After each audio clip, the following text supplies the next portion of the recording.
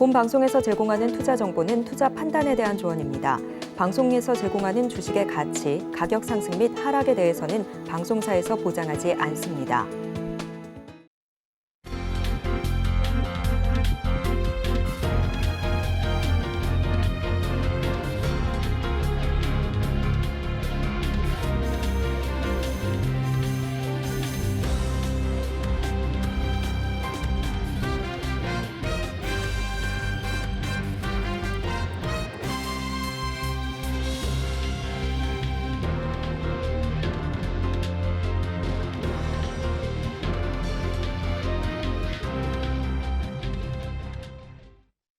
시청자 여러분 안녕하세요. 오늘을 돌아보고 내일을 준비하는 오늘장 내일장 일부 진행의 백선혜입니다. 우리 증시는 힘든 상황을 겪고 있습니다. 그래도 미국발 금리 불안이 좀 진정이 된다면 우리 증시가 반등을 할 수 있을 것이다라는 진단이 나왔고요. 여기서 종목별로 옥석 가리기가 필요하다는 조언까지 나왔습니다. 우리 지수는 오늘도 파란불을 켜고는 있지만 그래도 수급적인 측면에서는 긍정적인 부분을 찾아볼 수가 있습니다. 코스피 시장에서 기관 투자자들은 9거래일 만에 매수로 전환을 했고요. 선물 시장을 살펴보더라도 외국인 투자자들이 9거래일 만에 매수 포지션으로 전환한 점을 포착을 해볼 수가 있습니다. 이런 상황 속에서 미국 시장에서는 마이크로소프트가 시총 1위 자리에 올라갔습니다. 앞으로는 AI에 조금 더 눈이 쏠릴 것이다라고 예측을 해볼 수가 있고요. 거기에 더해서 윤석열 대통령이 메가 클러스터에 622조 원 정도를 반도체에 투자한다는 소식이 전해지면서 반도체 주들의 흐름도 예의주시를 해보시는 것이 좋겠습니다.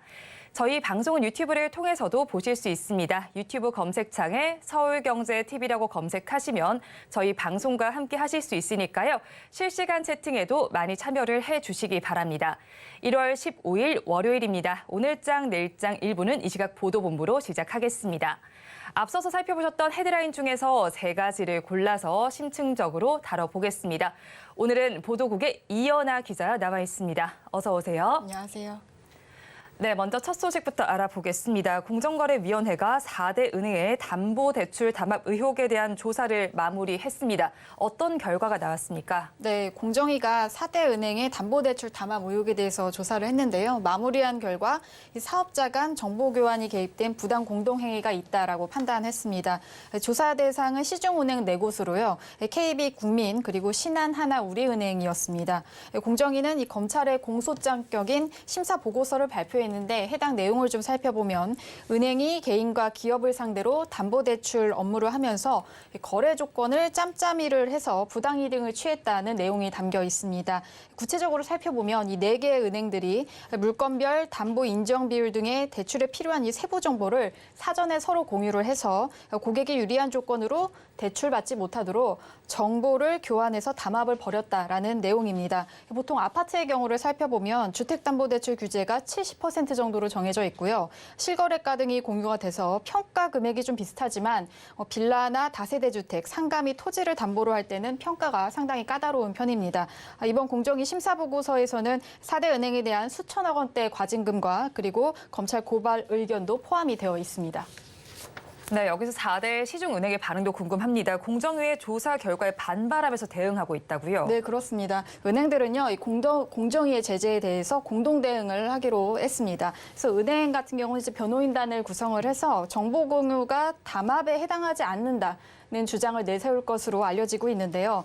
공정위의 제재가 확정이 된다면 은행들의 경우는 이제 수천억 원대 과징금이 부과되기 때문에 변론에 집중할 수밖에 없는 상황입니다.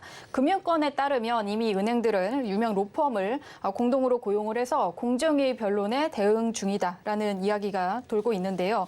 독점 규제 및 공정거래에 관한 법률 40조에 따르면 부당한 공동행위는 다른 사업자와 공동으로 부당하게 경쟁을 제한하는 행위를 의미하는데 경쟁 제한을 통해서 부당한 이득을 취해야만 이것이 성립이 됩니다.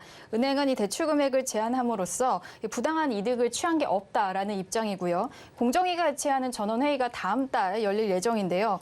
공정위 소관의 법령이나 규칙 등의 해석, 이의 신청을 다루게 되는 이번 전원회의인데 공정위와 은행 간에 다음 달 열릴 전원회의에서 치열한 공방이 예상되는 상황입니다.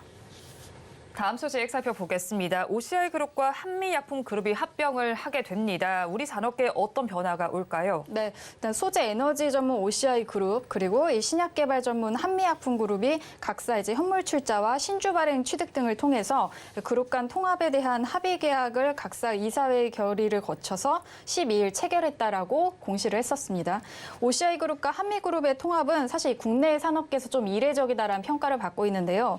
이번 이존 합병을 통해서 OCI그룹의 지주사인 OCI홀딩스는 한미그룹의 지주사인 한미사이언스의 최대 주주가 되고요.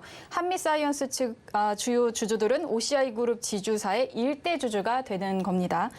국내 대표 신재생 에너지 업체로 2023년 자산 기준 재계 순위 38인 OCI 그리고 한국의 5위권 대형 제약사가 어느 한쪽이 다른 쪽을 흡수하는 M&A가 아니라 대등한 기업 결합에 합의한 의미가 있다는 게 전문가들의 해석입니다. 앞으로 이 OCI그룹 지주사 OCI홀딩스는 한미약품그룹과의 통합에 따른 새로운 출발과 함께 또 사명, 브랜디 통합 작업을 진행할 계획이다라고 밝혔는데요. OCI홀딩스가 그룹별 1명씩 대표이사를 포함한 사내이사 2명을 선임을 해서 공동이사회를 구성을 하고 이우연 OCI홀딩스 회장과 임주현 한미사이언스 사장이 각자 대표를 맡게 됩니다. 양 그룹별 현물 출자와 신주 발행 등이 완결이 되면요. 실질적으로 두 그룹이 하나의 기업 집단으로 통합이 된 후에 후속 사업 조정 등을 거치면 향후에 이제 제약바이오 그리고 또 첨단 소재 신재생 에너지 사업군을 기반으로 해서 상생 공동 경영을 해나가게 됩니다. 네, 증권가에서는 이번 합병을 두고 어떤 평가가 나오고 있나요? 네, 일단 양사 간의 시너지가 기대된다는 입장이고요. 상당히 좀 긍정적인 평가를 담은 증권 보고서들이 나오고 있습니다. OCI 현금 창출 능력을 기반으로 해서 신약 개발에 투자가 이뤄질 수 있다는 점, 그리고 또 OCI가 보유한 해외 네트워크를 활용을 해서 기존 내수 위주의 매출에서 수출 비중을 확대할 수 있을 것이라는 전망이 속속 나오고 있습니다. 다만 순조로운 합병이 마무리되기 위해서는 이 한미그룹 오너 일부의 반발을 어떻게 무마할지가 관건입니다. 실제로 한미사이언스가 경영권 분쟁 조짐을 보이고 있는데요. 고 임성기 한미약품 창업주의 장남 임종윤 한미약품 사장이 이번 통합 결정에 반발하고 있는 모습입니다. 이번 결정이 임 사장의 모친 이 송영숙 한미약품그룹 회장 겸 한미사이언스 대표이사와 장녀 임주연 한미사이언스 전략기획실장 주도로 진행된 것으로 알려진 가운데 장남 임 사장이 이견을 제기하고 나선 겁니다. 임 사장은 자신의 그 개인 회사 코리그룹의 X, 그러니까 옛날 트위터죠. 그 계정에 한미사이언스와 OCI 발표 관련해서 한미 측이나 가족으로부터 어떤 형태의 고지나 정보, 자료도 전달받은 적이 없다라고 밝히면서 현 상황에 대해 신중하고 종합적으로 파악한 후 공식 입장을 표명하겠다라고 밝힌 바 있습니다. 이에 대해서 그 바로 다음 날 14일 한미약품그룹 측은 임 사장의 반발과 관련해서 입장문을 냈는데요. 이번 통합 절차는 한미사이언스 이사회 구성원 만장일치로 결정된 사안이다라고 선을 그으면서 임 사장은 한미약품 사내 이사이지만 지주회사인 한미사이언스 이사회는 속해 있지 않다라고 지적을 하면서 흔들림 없이 이번 합병을 진행할 의지를 다시 한번 밝혔습니다. 마지막 소식 살펴보겠습니다. 국민연금이 지난해 연말 상승장에서 보유 국내 상장사의 지분 가치를 130조 원 이상으로 불렸습니다. 보유 주식 종목을 살펴본다면요. 포스코홀딩스의 지분은 줄이고 삼성전기의 지분은 늘렸죠. 네, 그렇습니다. 국민연금은 포스코홀딩스의 지분율을 6.71%로 작년 3분기 말보다 1.01%포인트 줄였습니다. 이에 따라서 보유 주식 평가액은 2조 5,558억 원으로 9,362억 원 감소했습니다. 그 사이에 포스코홀딩스의 주가는 15% 이상 하락했습니다. 이에 반해서 국민연금은 삼성전기 지분을 같은 기간 8.8%에서 10.62%로 늘렸습니다. 보유 주식 평가액은 1조 1,729억 원으로 2,694억 원 증가했고 삼성전기 주가도 7.5% 올랐습니다.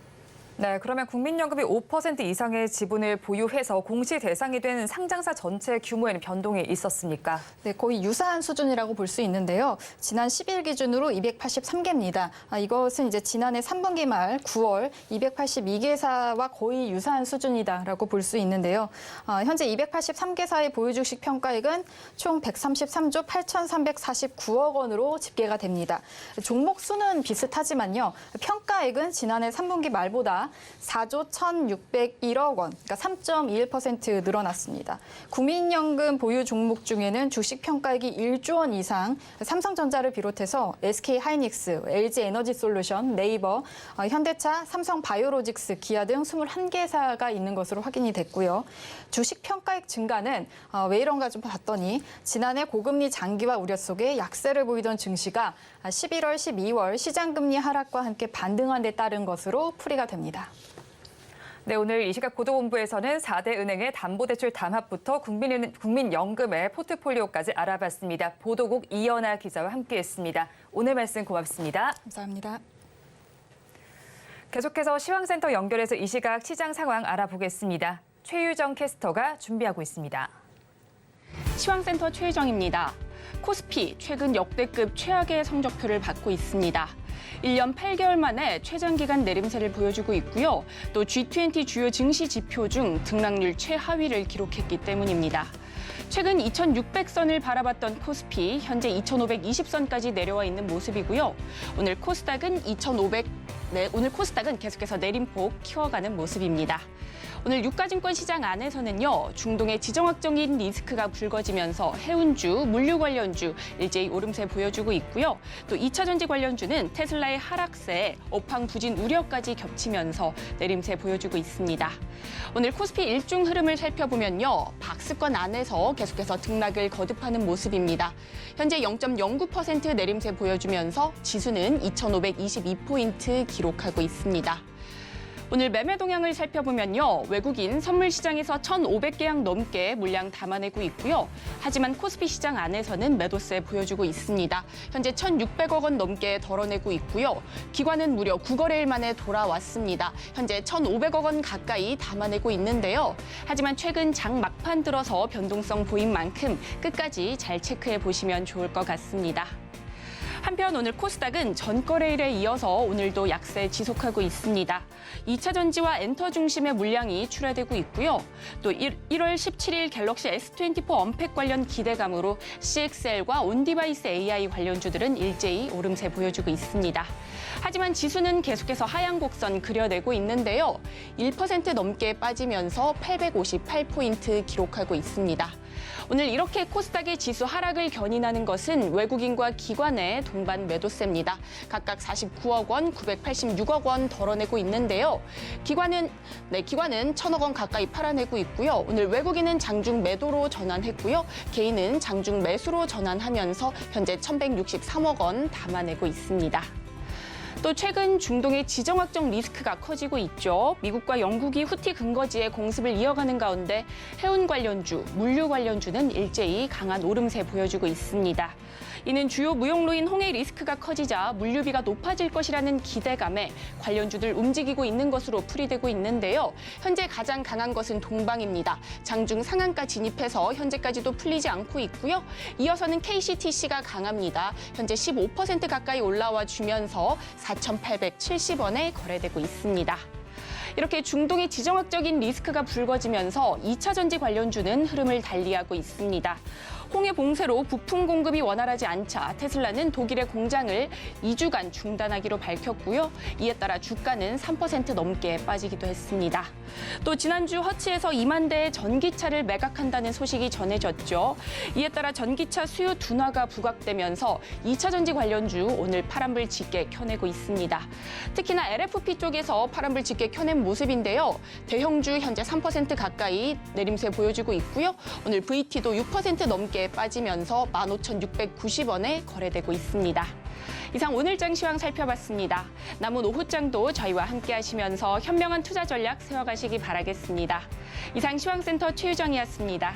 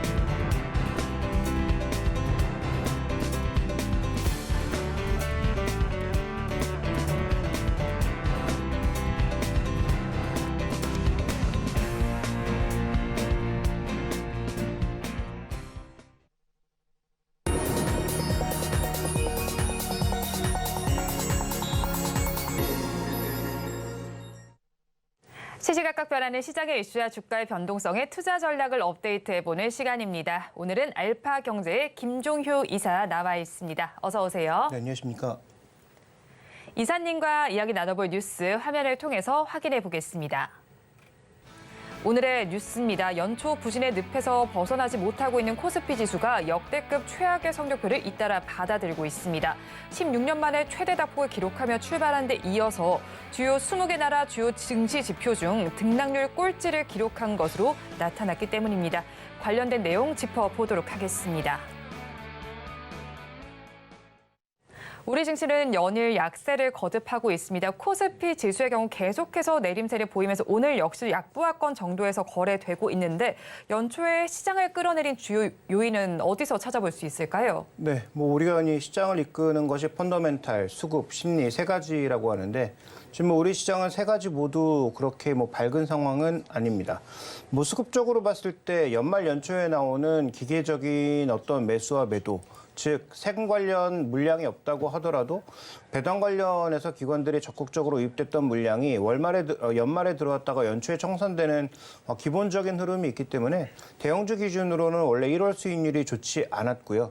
거기다가 이제 수급적으로 또 하나의 변수는 삼성전자를 포함한 삼성그룹주에 2조 원이 넘는 대량의 블록들이 있었다라는 것. 그럼 블록딜이라고 하는 게 기본적으로 할인해서 하니까 누군가 가격을 미리 끌어올려서 살 필요가 전혀 없는 그런 상황까지 연출이 됐죠.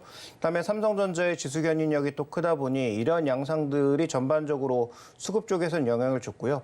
자, 펀더멘탈은 여기에 또 삼성전자가 들어갈 수밖에 없는데 올해 전체 실적은 좋아질 수 있겠지만 4분기 컨센서스가 너무 높지 않았느냐. 근데 삼성전자만 그랬던 것이 아니라 LG전자, LG엔솔 전반적으로 지금 대형주들의 실적의 어닝 컨센서스가 너무 높은 거 아니냐. 그래서 대형주 세 종목이 연속으로 뭔가 시장의 기대치를 채우지 못하고 있는 측면이 있어서 20일 이후에 본격적으로 발표될 국내 주요 기업들의 실적은 과연 그러한가라는 부분에 있어서 살펴볼 필요가 있겠고요. 자, 심리적으로는 최근에 계속 뉴스를 보셔서 아시겠지만 일단 조금 이따 말씀드릴 대만 이슈보다는 지금 호르무즈 해협을 둘러싼 여러 가지 갈등들이 계속 번지고 있다는 것. 이것은 해운주를 설명할 때도 분명 말씀드렸는데요. 단기적으로 봤을 때는 해운주에게 긍정적일 수 있으나 중장기적으로는 수출하고 있는 모든 국내 기업들의 비용을 증가시키는 요인이기 때문에 좋을 수가 없다라는 말씀을 이미 드렸는데 그런 부분들이 또 심리적으로는 영향을 주고 있는 것으로 보입니다. 그래서 국내 내부적인 어떤 지정학적 이슈보다는 글로벌리하게 벌어지고 있는 지정학적 이슈 중에서 이 중동 지역 쪽의 이슈에 유가가 덜 민감하긴 하지만 국내에 이제 투자하는 분들에게 있어서는 조금 부담 요인으로 작용하고 있는 것으로 해석되고 있습니다. 네, 펀더멘털과 수급 심리 모두가 우리나라 그다지 좋지는 못한 것으로 보입니다. 그리고 주말 동안에 대만의 선거 결과가 나왔습니다. 총통 선거가 끝이 났는데 일단은 친미 성향의 집권당인 민주진보당의 라이칭도 후보가 당선이 됐습니다. 이렇게 되면서 미중 갈등이 고조될 가능성이 제기가 되고 있는데 장단기적으로 우리 증시와 산업 또 라이칭도 리스크를 피할 수는 없을까요? 네, 일단 저는 라이칭도 리스크라는 얘기를 별로 그렇게 설득력 있다고 받아들이지 않고요. 지금 아시다시피 총통 선거에서 민진당이 이긴 건 맞지만 그런데 또 민진당이 의회 선거에서는 과반수를 넘지 못했거든요. 결국은 두 야당의 성격이 약간 또 차이가 있어서 항상 공조한다라고 보기는 어렵지만 어떤 정책을 함에 있어서 이제는 제3당의 눈치를 볼 수밖에 없는, 그러니까 국민당이 아닌 민중당의 눈치를 볼 수밖에 없는 그런 상황으로 가고 있기 때문에 민진당도 원래 얘기했던 만큼의 강력한 어떤 힘을 보이기에는 어렵다라고 판단해야 되기 때문에 저는 이게 리스크라고 보지 않고요. 반대로 또 중국 쪽이 이 민진당이 됐기 때문에 뭔가 리스크를 주지 않겠느냐라고 하고 있지만 이것은 단순하게 민진당이 됐기 때문이 아니라 민진당이 강력한 그립을 잡고 미국과 일본과 연계해서 중국을 더 밀어내는 모습을 보일 때 중국도 맞대응을 하는 것이죠. 중국의 기본적인 생각은 대만은 자기 땅이라고 생각하고 있기 때문에 여기서 뭔가 중국을 밀어내는 강력한 요소가 나타나지 않았는데 자기 땅에서 벌어지는 무슨 일을 민감하게 반응할 리는 먼저 선제적으로 할 리는 없다라고 보고 있습니다. 그래서 민진당이 됐다는 이유만으로 뭔가 대책을 바꾸고 중국도 무리수를 보일 것 같지는 않다. 따라서 이것은 리스크가 아니고요. 그리고 근본적으로 이런 리스크 때문에 우리가 무엇을 준비해야 되는 게 아니고 한국 기업들이 중국을 밀어내고도 글로벌 시장에서 자체적인 경쟁력을 가질 수 있으면 그것으로 된 거죠. 아니면 만약에 중국을 배제하고 나서 미국이나 유럽 쪽에 신규 수출이 늘어나고 있는 종목이면 되는 거죠. 그런 의미에서 최근에 이제 종목들을 살펴보시면 눈에 띄는 종목은 여전히 전력기기가 상당히 강하고 방산주, 원래 중국과 거래가 없었던 상황이니까 방산주의 전반적인 매출이 증가할 거라는 기대, 우주항공의 매출이 증가할 것이라는 기대 아래 그런 종목군들이 강세를 보이고 있는 거 아니겠습니까? 그래서 저는 뭐 대만 이슈는 양쪽이 무리수를 두지 않는 이상 뭐 리스크는 아니라고 보고 있습니다. 네, 대만 이슈, 미국과 중국 양측이 조금 크게 보지 않는 이상 무리수를 두지 않는 이상 큰 무리는 없겠다라고 정리를 해주셨고요. 그리고 본격적인 실적 시즌에 돌입하긴 했습니다. 하지만 아직까지 실적 발표를 한 기업들은 그다지 좋은 실적을 내지는 않고 있습니다. 그래도 실적 시즌에 돌입을 한 만큼 앞으로 업종별로는 어떻게 전망을 해보면 좋을까요? 네, 앞서 간단히 말씀드렸지만 저는 전체 실적을 4분기뿐만 아니라 2024년 실적도 전부 다운해야 되는 게 아니냐. 지금 우리나라 증권사들이 항상 범하는 실수 중에 하나가 연초에 뭔가 과대하게 잡았다가 가면서 계속 떨어뜨리는 모습 보여주고 있는데요. 지금 지정학적 이슈로 인해서 운송비 같은 것들이 급증하게 되면 대부분의 수출주들에게 타격을 줄 수밖에 없는 상황이니까 전체적인 실적 다운이 좀 필요하지 않나라고 보고 있고 그다음에 4분기는 원래 통상적으로 일시적인 비용이 대거 발생하기 때문에 실적 추정이 제일 안 맞는 분기가 4분기입니다. 그래서 그런 특성도 고려하셔야 되고요. 업종별로 살펴봤을 때는 두 가지를 좀 봐야 되는데 2차 전지 오늘도 약세지만 2차 전지 핵심 포인트는 바닥을 지났는가 드디어 모멘텀적으로 혹은 시장에서 뭔가 실적에 반전을 꾀할 수 있는 그런 신호가 즉 최악의 국면이 지나고 있는지를 확인하시는 게 이번 실적에서는 가장 중요할 것으로 보이고 아직 LG 에너지 솔루션의 실적에서는 그런 것들을 발견하기가 좀 어려웠고요. 반도체는 좋아진다가 지금 상수입니다. 올해 전반적으로 다 단계적으로 올라온다라는 것이 상수기 때문에 그러면 속도가 문제겠죠. 삼성전자는 실망을 줘서 결국 월말에 있을 하이닉스의 실적에서 최소한 흑자 반전까지는 못하더라도 BEP 정도를 맞추는 수준의 빠른 회복이 있어야 적어도 반도체를 바라보는 시각이 좀 더 강하게 유지될 수 있다는 측면에서 코스닥을 잡고 있는 2차 전지는 바닥 확인. 그다음에 유가증권 시장을 끌고 가고 있는 반도체 쪽은 상승 속도가 빨라지는지 두 가지를 확인하는 것이 어쨌든 가장 중요하다라고 실적에서는 판단되고 있습니다. 네, 실적적인 측면 어떻게 체크를 해봐야 될지 정리를 해주셨는데 일단 증권가에서 전망치 자체를 너무 높게 잡고 있는 것 같습니다. 이 전망치와 가장 맞지 않는 분기가 4분기인 만큼 이 점을 염두에 두시고 투자 전략을 세워보시면 좋겠고요. 최근에 발표됐던 삼성전자의 실적은 그럼 어떻게 보셨나요? 네, 시장의 기대를 채우지 못한 건 사실인데요. 삼성전자가 어차피 가속도를 붙일 수 있는 건 올해 하반기부터입니다. 그래서 올해 하반기 실적이 좋아지면 상반기도 주가는 안 빠집니다. 그러면 연초에 왜 빠졌냐? 말씀드렸다시피 수급 이슈라든지 블록들이라든지 이런 것들이 이어지면서 빠진 거죠. 그다음에 말씀드렸던 것처럼 4분기 실적이 예상에 미치질 못하니까 그에 관련된 일정 부분의 실망 매물도 나왔다라고 봐야 되겠죠. 그래서 삼성전자는 실적이 나빠서 또 6만 전자 가는 거 아니냐라고 실망하실 게 아니라 내려가면 내려갈수록 더 사야 되는 구간인 거죠. 하반기에 실적이 좋아졌을 때 산다? 그때는 이미 열차는 떠난 뒤입니다. 그래서 지금처럼 빠질 때 더 강력하게 사셔야 되는 자리고 다만 강력하게 사실 분들은 지금 이쪽 반도체가 비어져 있는 분들에게 말씀드리고 싶은 거고요. 네. 이미 비중을 채우신 분들은 좀 기다리시면 좋은 성과가 하반기에 나올 것으로 예상이 되니까 큰 우려는 하지 않으셔도 될 것 같습니다. 네, 그렇다면 실적 시즌인 만큼 리스크를 최소화할 만한 전략은 어떤 걸지 궁금한데요. 비중 확대가 유효한 업종도 있을 것 같아요. 네, 일단 우리가 큰 틀에서 이제 그 유형을 한번 특정 어떤 업종을 말씀드리고 유형을 잡아보면 고밸류, 로 퀄리티, 그러니까 밸류가 주가가 많이 올라가서 이미 높아져 있고, 그다음에 그 재무 구조 같은 것들이 굉장히 부진하거나, 실제로 그 주요 플레이어도 아닌데 관련된 종목으로 막 꼽히고 있는, 대표적으로 우리나라의 뭐 CXL이라든지 이런 것들이 과연 글로벌리하게 뭔가 경쟁력이 있는가. 기존의 삼성전자 가전에 반도체 만들던 업체들이 갑자기 뭐 AI 칩을 설계할 수 있는가. 불가능하거든요. 그래서 그런 종목군들은 저는 다 실적과 상관없이 이제부터 배제해야 되는 종목이다. 이번에 삼성의 갤럭시 S24 발표가 돼서 AI가 실망스러우면 대거 매물이 나올 수밖에 없는 종목이라서 지금부터는 더 사는 게 아니라 점점 주의가 필요한 종목이라고 판단하고 있고, 오히려 봐야 되는 종목은 확실히 업황 바닥 찍고 턴어라운드 종목이라든지, 그다음에 하이 퀄리티라 하면 적어도 업종 1위, 그다음에 재무 구조가 탄탄해서 뭐 시장에 어떤 변동성이 이어진다고 하더라도 크게 변동성이 없을 만한 그런 종목군들을 좀 골라야 된다라고 보고 있고요. 대표 업종으로서는 타이어의 핵심 포인트는 한 가지입니다. 판매량을 늘리는 게 아니에요. 지금 하이브리드 차, 전기차로 가면서 자동차가 무거워지죠.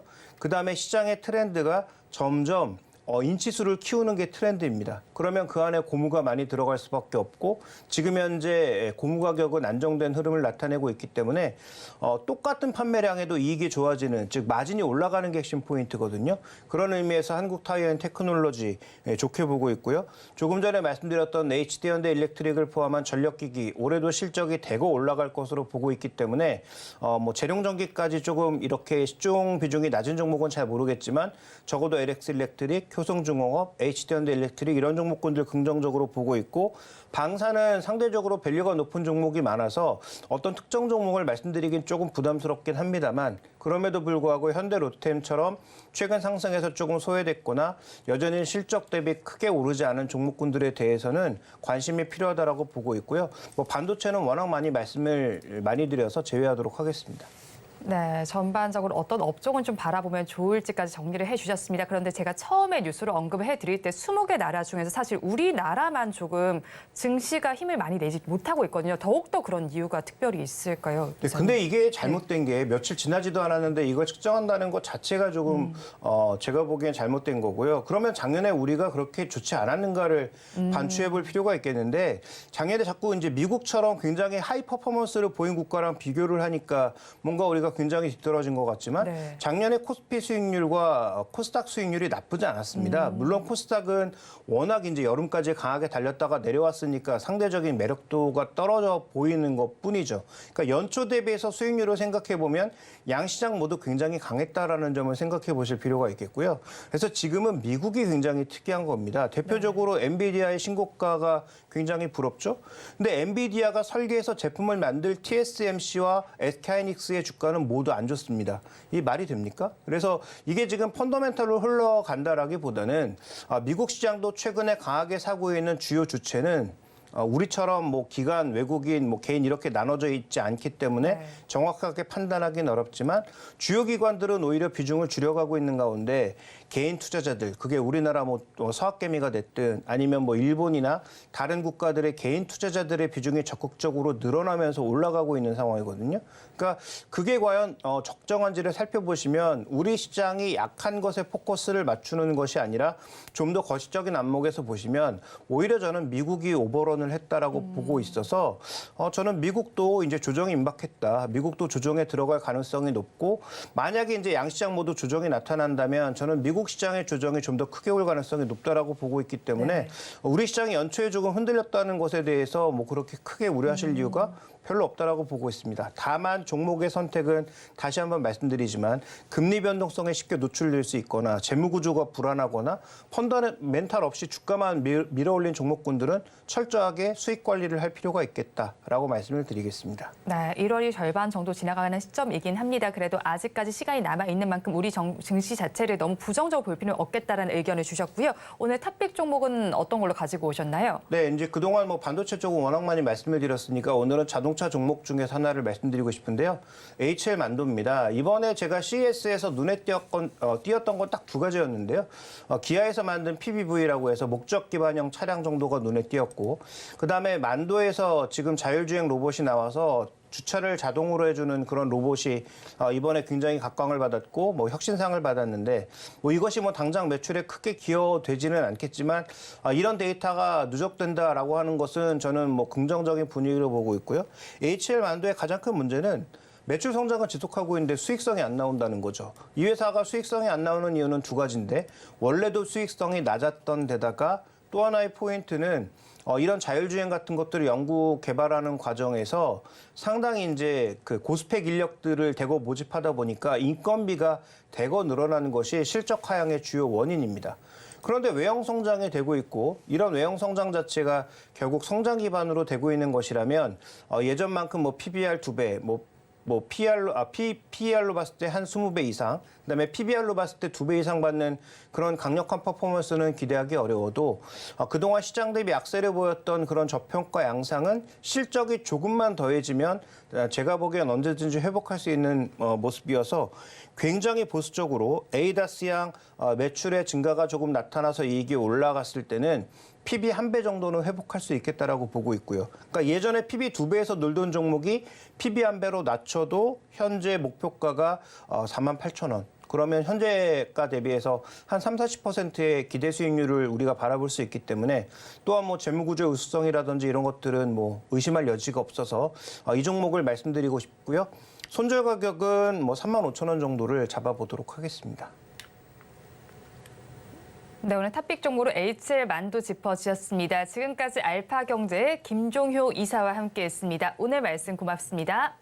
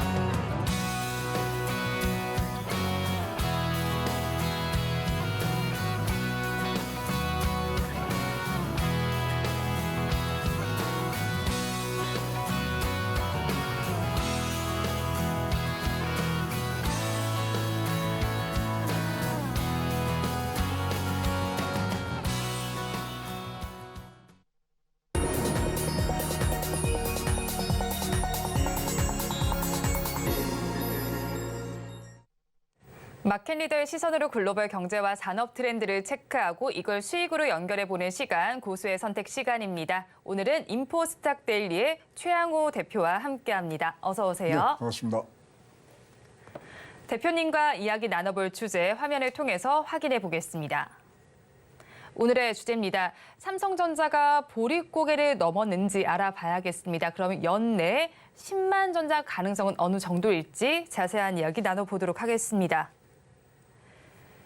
삼성전자가 실적 시즌의 포문을 열기는 했지만 부진한 실적을 기록했습니다. 그런데 삼성전자의 경우는 2015년 이후로 4분기 실적이 시장의 예상치를 상회한 경우는 2019년 4분기 실적이 유일합니다. 이번 삼성전자의 실적에서 주의할 만한 요인 어떤 것들이 있었을까요? 뭐 어닝 쇼크니 뭐 이런 얘기들 하는데 사실 이제 바닥이 확인된 거예요. 그래서 이제 기저효과를 통해서 이제 내년도에 많은 양의 또 어떤 기대감을 갖게 되는데요. 말씀하신 대로 2019년도 실적이 유일하게 올라갔지만 사실 이 삼성전자의 어닝 쇼크는요 주가에 그렇게 영향을 미치지 않고요. 반도체 업종의 특성상 6개월 이상을 앞당겨서 반영을 하고 있기 때문에 사실 4분기 실적에 대한 모든 것들은 벌써 녹아 들어가 있다. 근데 이제 앞 시간에서 얘기했지만 사실 실적이 속도가 조금 기대보다 지금 못하다. 그러니까 속도의 문제지 방향성의 문제는 아니거든요. 그러니까 이제 더 올라갈 수 있는 부분들이 있고요. 지금 뭐 잘 보시면 우리가 이제 또 눈여겨보는 것 중에 하나가 언제 외인들이 더 들어오느냐인데 사실 뭐 외국인 소진율로 보면 지금 뭐 51.7% 정도 되니까 아직 최고치인 57%까지 가려고 그러면 아직도 갭이 좀 있습니다. 그래서 그런 부분들을 계속적으로 온다 그러면 그리고 이제 올 수 있는 상황들로 이제 만들기 위해서는 계속 좋은 일들이 많이 일어나는데요. 마침 오늘 또 윤석열 대통령께서 국민과 함께하는 민생 토론회에서 주제가 반도체였어요. 그래서 반도체를 이제 앞으로 어떻게 할 거냐, 이제 앞으로 이제 굉장히 많은 뭐 2047년까지 622조를 투자해서 우리 클러스터를 세계에서 최고의 그리고 최대의 클러스터로 만든다는 얘기들을 하면서 지금 뭐 조세관면이라든가 이런 부분들을 많이 나오는데 이렇게 되면 어떻게 되냐면요. 월 770만 장 세계 최대의 반도체 클러스터가 나오는 거예요. 반도체라는 건 잘 아시지만 어느 산업보다도 우리에게 고용의 일자리 창출이 제일 많았던 부분들이기 때문에 정부와 이런 삼성전자가 같이 보조를 하면서 나가는 부분들은 분명히 주가에 굉장히 좋은 영향을 미칠 것이라고 보여집니다. 네, 일단은 622조 원의 투입을 한다라는 소식이 전해지면서 반도체주 전반에 훈풍이 불 것 같은데 사실 오늘장에서는 이 영향이 그대로 받아들이지 못하는 것 같아요, 우리 시장이. 네. 그럼 앞으로는 그래도 좀 긍정적인 흐름 기대해봐도 괜찮겠죠? 그렇죠. 지금 뭐 앞으로의 지금 이 호재성을 본다 그러면 사실 이제 올해 이제 이번 주에 무슨 얘기들이 가장 화두에 오르면요. 미국 S&P 500이 지금 최고치 경신한다는 게 있거든요. 그러면 전 세계 장의 분위기가 상승장 분위기로 이제 가면서 특히 이제 대만 같은 경우도 이제 뭐 사실 투표가 끝나고 선거가 이제 결과가 나왔습니다만 이러면 글로벌 공급, 이 반도체 공급망에 분명히 영향을 미칠 수밖에 지금 없는 상황이거든요. 일단은 2024년 올해 실적 전망치를 사실 하향 조정해야 될 변수는 지금 상황은 없다고 보여지거든요. 네. 그래서 얼마나 많은 부분들이 가는데 많은 이제 호재들이 생기냐인데 일단 답은 나와 있죠. AI. 인공지능의 모멘텀이 어떻게 장착되느냐인데 여러분들 많이 알고 계시지만 1월 17일 날 지금 갤럭시 24 최초로 AI를 탑재한 온 디바이스가 된 갤럭시 스마트폰이 나오거든요. 이것도 하나의 큰 변곡점으로 지금 갈 수 있는 부분들입니다. 지금 AI의 싸움터는 CES에서도 보여진 것처럼 얼마만큼 생활 가정과 우리가 생활에서 쓰고 있는 도구들에 녹여드느냐인데 온 디바이스 시계 저도 굉장히 지금 기대가 크고요. 세계 최초라 그러니까 한번 이것이 또 모멘텀으로 삼성전자에는 연결되기를 바라겠습니다.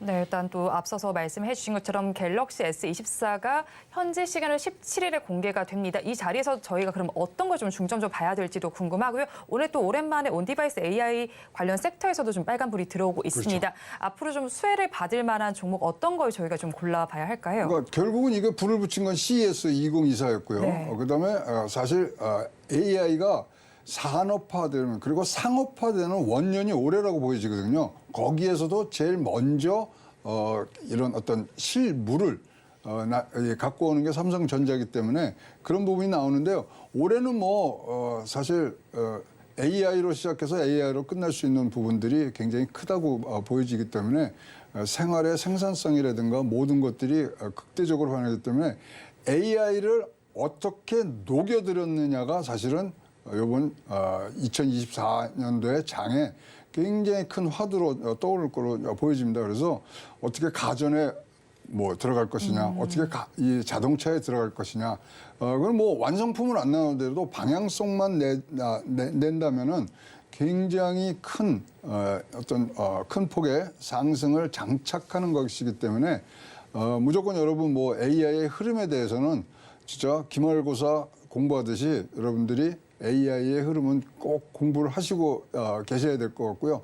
이제 그거의 시험대가 1월 17일이기 때문에 네. 세계에서 어느 정도로 반응할 건지를 한번 봐야 될 것 같습니다. 네, 현재 시간 1월 17일에 열릴 언팩 행사 한번 관심을 갖고 보시면 좋겠고요. 또 실적 자체는 좋지 못했지만 증권가에서는 여전히 9만 전자 그리고 10만 전자 가능성을 제기하고 있습니다. 그렇다면 10만 전자까지 견인할 동력이 필요할 것 같은데 어떤 거라고 보실까요? 일단 뭐 말씀드린 대로 하향 조정에 대한 변화 요인은 지금 굉장히 제한적이에요. 별로 없어요. 그리고 사실 지금 업계에서 보면 밸류에이션 자체로 보면은 삼성이 업계 중에 최고 상위거든요. 그러니까 어떤 변곡점, 폭발점, 누가 이 트리거 포인트를 만드느냐 부분들인데 그런 것들이 속속 상업화되는 과정들을 지금 봐야 됩니다. 그러다 보니까 일부 해외 전문가들은 사실 10만 원 좀 싸요. 11만 원 지금 얘기를 하고 있거든요. 뭐 지금까지 제가 보기에는 이제 8만 전자 가는 과정은 재고가 줄어들면서 나오는 효과고요. 8만 전자 이후에는 성장성이거든요. 성장성에 대해서는 지금 AI가 끌고 갈 수밖에 없는 그러면 지금 뭐 스마트 워치가 우리가 이제 웨어러블 워치가 사실은 우리 주변에서 24시간 가동하는 전자제품 중에 하나예요. 그렇다면 이 시계라는 것은 모든 것에 또 두뇌가 되고 눈이 될 수 있거든요. 네. 그래서 그런 부분에 한 발짝 빨리 나가는 부분들이 삼성전자에서 지금 삼성전자의 주가를 그 이름에도 불구하고 10만, 11만 원을 지금 얘기하는 가장 중요한 부분들이 되겠고요. 어쨌든 간에 뭐 연초부터 말씀을 드립니다만 4분기 실적은 이제 잊어먹으셔야 돼요. 네. 그리고 앞으로의 어떤 식의 이제 추세가 가느냐가 중요하기 때문에 실적보다는 앞으로의 향후 포워드 가이던스가 굉장히 중요한 그런 시기에 지금 주식 시장은 지금 존재하고 있다고 보여집니다. 네, 삼성전자의 4분기 실적에 초점을 맞추기보다는 앞으로의 가이던스를 주목해 보자라고 정리를 해주셨습니다. 그런데 이렇게 실적 부진한 가운데 또 실적 말씀을 드리긴 하지만 블록딜 이슈가 나와 있기 때문에 또 삼성전자의 악재성 요인이 드리워졌다라고도 볼 수가 있겠습니다. 그러면 또 이런 것과 더해지면서 발목을 잡을 만한 또 다른 요인들이 있을까요? 일단 이제 대만 선거가 어떤 식으로 이제 결과가 진행이 되느냐가 이제 사실 가장 관점이죠. 왜냐하면 이걸로 인해서 글로벌 반도체 공급망이 바뀔 수가 있는 부분들이 있기 때문에요. 그거에 대해서 지금 뭐 설왕설래가 많습니다만은 하여튼 요건 이제 지켜봐야 되고 그다음에 이제 뭐 제 개인적으로 지금 제일 걱정되는 게 홍해하고 호르무즈 해협이 지금 뭐 격전지로 바뀌고 있다 보니까 이거는요 사실 금리에 무지무지하게 영향을 미칠 것 같아요. 지금 이제 이렇게 되면은 완전히 인플레이션이 재발할 수 있는 굉장히 이 중요한 사건들이고 사실 미국에서 지금 3월 달에 금리 인하한다는 소문들이 돌았잖아요. 네. 일거에 한 방에 날린 게 이겁니다. 지금 뭐 보시다시피 지금 유가들이 지금 다시 뛰고 있고 이것이 조금만 더 지나치면 이거는 굉장히 큰 인플레이션을 지금 잡는 금리 인하 인상 이 어떤 이 기저의 전환에 있어서 굉장히 걸림돌이 될 수 있는 부분들이 지금 있고요. 그런 상황에서 사실 삼성의 어떤 주가에는 좀 악재로 지금 작용할 수 있습니다.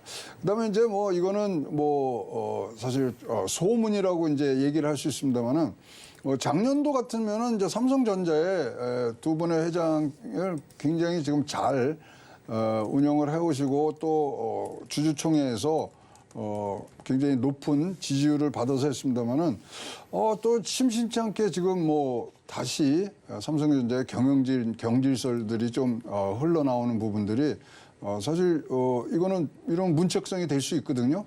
그래서 이런 것까지 나더라는 소문 이런 것들이 이제 악재 가능성이라고 지금 얘기를 하고 있지만 본질을 보시면 사업에 대한 악질은 하나도 없어요. 네. 그렇기 때문에 주변의 어떤 이런 상황들이 조금 주가를 발목을 잡을 수는 있습니다만 본질로는 성장 가능성에 대해서는 지금 아까 말씀드린 대로 세계 동종 업계에서는 아주 탑을 지금 지니고 있는 밸류에이션 매력도가 있고요. 외국인 소진율도 앞으로 4, 5%가 아직 남았거든요. 최고점까지. 그렇다면 외국인들의 수급의 이제 유입 등등을 봤을 때 악재 가능성은 있습니다만은 굉장히 산업 본질적에는 큰 영향은 지금 없을 것이라고 보여집니다. 네, 외부적인 요인이 악재가 될 수는 있겠지만 산업 본질에는 괜찮다라고 정리를 해주셨고요. 또 연초에 시장이 부진한 가운데 대형주의 악재성 이슈가 두드러지면서 또 시장이 더욱더 힘을 내지 못하는 것 같습니다. 삼성전자도 피할 수 없었던 상황인데 삼성전자의 반등을 기대해 볼 만한 호재성 이슈는 어떤 게 있을까요? 지금 아까 말씀드린 이제 이번 주에 이제 S&P 500 지금 최고치를 친다 그러면 분위기가 굉장히 일단 분위기가 좋아져야 되잖아요. 분위기가 좋아져야 되고 뭐 아까 모두에 말씀드린 S24가 어떤 식으로 시장에서 반응을 일으키느냐. 근데 우리가 하나는 뭐 꼭 우리가 지금 뭐 변수가 아닌 상수처럼 됐지만 디램 가격 지금 상승하고 있거든요. 네. 그게 얼마나 이제 오래 그리고 장기간 갈 수 있느냐. 그다음에 이제 승부수를 가리는 게 AI에 들어갈 수 있는 HBM 반도체를 얼마만큼 확산해서 생산할 수 있느냐, 확대해서 생산할 수 있느냐 이런 부분들이 지금 사실은 뭐 호재라고 볼 수가 있고요.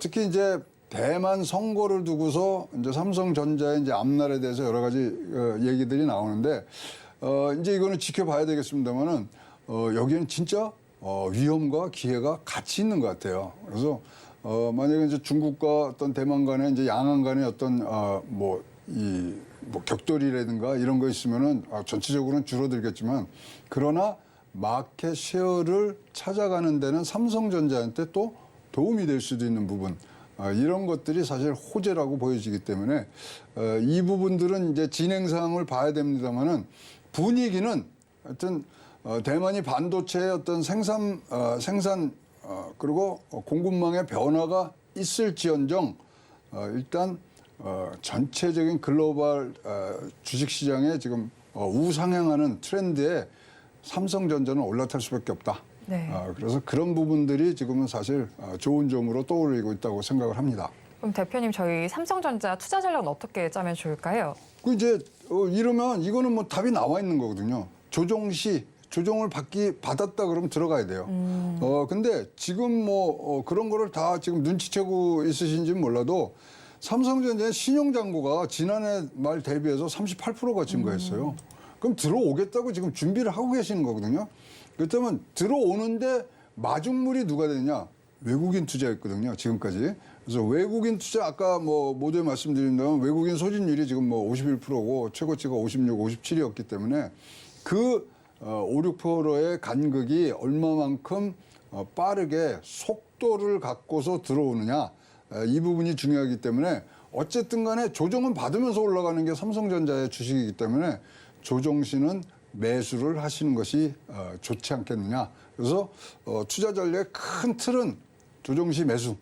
그러나 이러한 변곡점에 있어서 조금만 발빠르게 움직이시면 여러분들 굉장히 좋은 그리고 양질의 주식을 보유할 수 있다고 생각을 합니다. 삼성전자에 대해서는 조정식 매수를 해보자라고 정리를 해주셨습니다. 지금까지 인포스탁 데일리의 최양호 대표와 함께했습니다. 오늘 말씀 고맙습니다. 오늘장 내일장 일부에서 전해드린 내용 정리해서 보여드리겠습니다. 화면으로 확인해 보시죠. 오늘장 내일장 일부의 핵심입니다. 실적 시즌의 포문이 열렸습니다. 선제적으로 대응하는 것은 금물이고요. 타이어와 방산의 실적을 기대해 보자라고 정리해 주셨습니다. 다음으로 탑픽 종목으로 H7만도 짚어주셨습니다. 매출 증가가 기대되는 가운데 공략을 해볼 만하다라고 말씀을 해주셨고요. 마지막으로 삼성전자 전반에 대해서 살펴봤습니다. 조정 시에는 매수 전략이 괜찮겠다라고 말씀해 주셨습니다.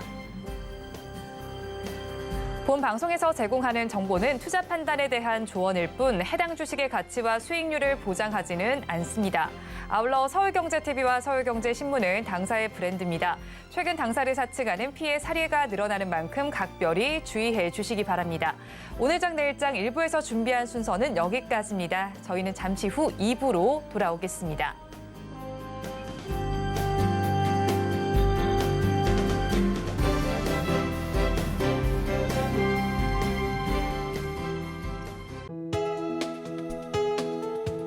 본 방송에서 제공하는 투자 정보는 투자 판단에 대한 조언입니다. 방송에서 제공하는 주식의 가치, 가격 상승 및 하락에 대해서는 방송사에서 보장하지 않습니다.